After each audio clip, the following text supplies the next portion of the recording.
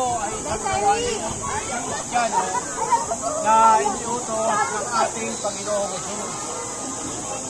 Ang sabi niya, bago siya magpapalangin, sabi sa Matthew 28:19, buha kayo ng mga disipulo, mga pagsusunod niya. Bautismuhan sila sa ngalan ng Ama, ng Anak, ng Espiritu Santo, at lahat ng sa kanyang tagubilin ay ituro sa kanila. Ang binibigyan ng tagubilin ay ang buong iglesia. Sa ating sitwasyon, ang nilapas ng Angelica. Bilang pagsunod kaya tayo ay gumaganap ng ang bautismo ay simbolo ng ganap na pagsuko sa Diyos. Nakisa tayo sa kanyang kamatayan at sa kanyang muling pagkabuhay.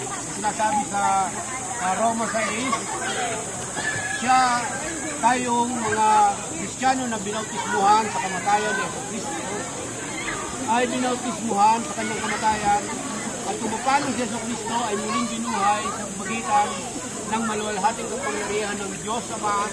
Tayo man ay mamumuhay sa isang bagong pamumuhay. Ang isa pang ang mga deklarasyon pa hinahayag natin sa madla. Kaya pa ang baptism ay public pagkat hinahayag natin sa madla na tayo ay tagasunod ni Jesucristo. Hindi natin siya ikinahihiya kaya ginaganap natin ito sa madla. At pangatlo, idinideklara natin kay Satanas na siya ay wala ng kapangyarihan atin. Kung tayo dati ay alipin ng kasalanan, tayo ay pinalaya ng ating Panginoong Jesucristo sa kamatayan. Ito lang sinasabi sa Roma 4:25, siya ay pinapatay dahil sa ating mga kasalanan at muling binuhay upang tayo ay pabanalin.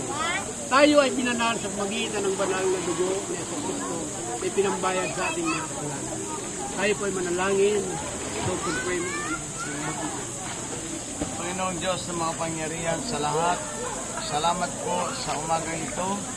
Alayin ko rin, Panginoon, ang mga kabataang dalawang babautismo namin at nabautismohan ko po sa pangalan ni Kristo na aming Diyos. Pagpapalain mo ang kanilang buhay, babalutin ng Santong Espiritu, sasamahan po upang sila ay lumago spiritual. Sa kanilang buhay po, pagpapalain mo ang kanilang mga buhay at tulo po ba ng Santong Espiritu mula sa Diyos Ama, Diyos Anak, Diyos Espiritu Santo, sa pangalan ni Jesus. Amen.